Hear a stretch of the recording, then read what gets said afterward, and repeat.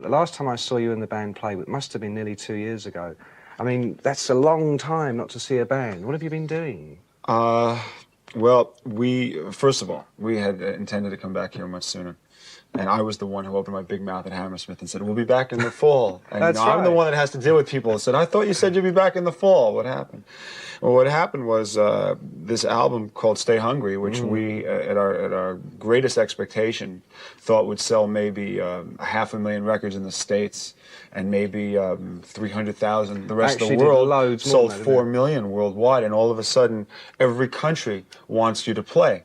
We wound up going gold and platinum in 15 countries. Now, when this happens, all of a sudden, your management office gets these phone calls, and Japan wants you, New Zealand wants you, Australia wants you, Sweden, Denmark, so on and so forth. Up until then, the only people who wanted us was Great Britain. Yeah, but they don't count. God bless you. We're the only ones you should be playing Of to. course. You know. First on the list, always. And the United States. And the interesting thing was the album sold phenomenally in every country except Great Britain.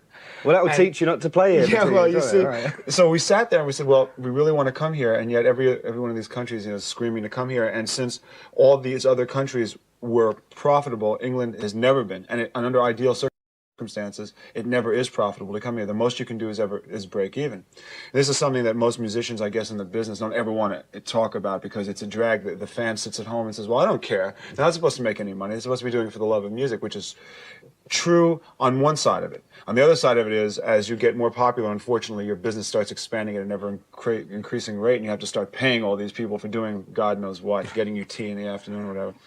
So we did this one-year tour. It was basically supposed to be a 5-month tour. We did a month here, and we go back to the States for a month, and we're supposed to come back to UK for a month, and that would have been nice and neat.